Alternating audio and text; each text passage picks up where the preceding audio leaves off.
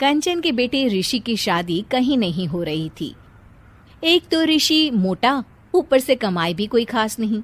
लेकिन कंचन को तो शौक था मॉडर्न बहू लाने का, और उसे एक दिन ऐसी लड़की मिल भी जाती है। हमें तो आपका ऋषि बहुत पसंद है, लेकिन मैं आपको साफ साफ बता देती हूँ, मेरी बेटी के शौक थोड़े से अलग है बहन जी।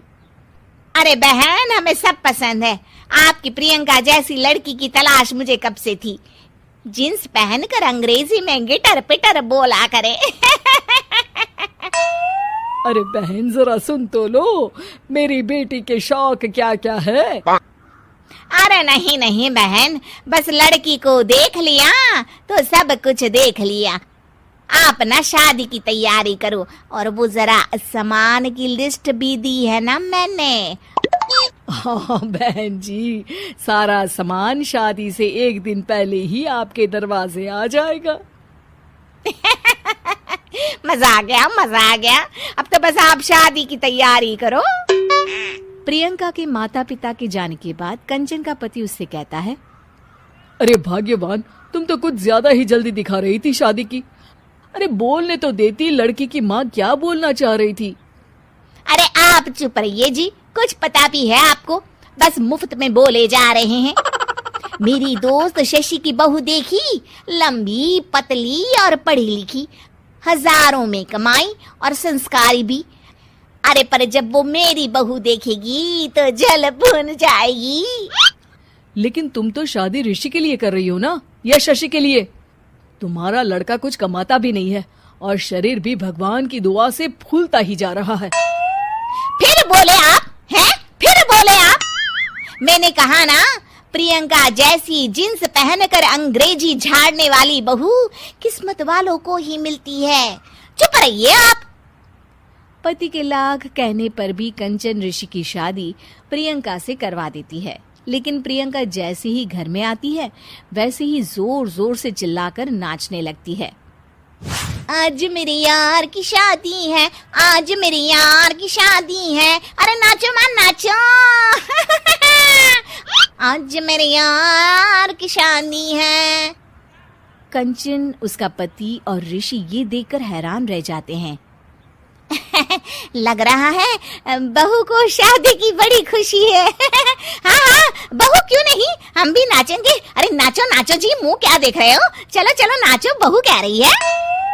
कंचन ये कहकर प्रियंका के साथ नाचने लगती है। ऋषि और उसके पिता वहां से चले जाते हैं। अगले दिन कंचन अपनी सहेलियों को प्रियंका से मिलवाने के लिए घर बुलाती है, जहाँ शशि भी आती है। अरे शशि, कैसी हो? मैं ना तुम्हें प्रियंका से मिलवाती हूँ। अरे सच में बहुत ही एडवांस सोच की लड़की है। कितने मॉडर्न ख्यालात है उसके, पता है तुम्हें? अरे हाँ कंचन, जरूर। बच्चों की शादी अच्छी ही होनी चाहिए, और वैसे भी तुझे तो शुरू से ही ऊंचे ख्याल की बहू चाहिए थी। तभी कंचन की सहेली कहती है, अरे कंचन, बुलाओ ना प्रियंका को, हम भी मिल ले। अरे बहू प्रियंका, जरा बाहर तो आना। कई बार आवाज देने के बाद भी प्रियंका बाहर नहीं आती है, तो कंचन को बुरा लग जाता है। वो उसे लेकर बाहर आती है, लेकिन ये क्या, प्रियंका लड़खड़ाती हुई बाहर आती है और उसके हाथ में शराब की बोतल होती है। हालांकि शराब पीना स्वास्थ्य के लिए हानिकारक होता है, और ये हमारी किडनी के लिए बहुत ही खतरनाक है। लेकिन कंचन की बहू प्रियंका पूरे नशे में होती है। अरे इतने सारे लोग।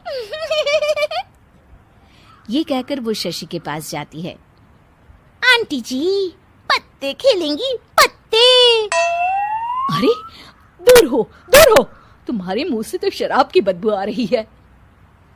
अरे कंचन, माना तुम्हें मॉडर्न बहू चाहिए, लेकिन आधुनिकता का मतलब ये तो नहीं ना।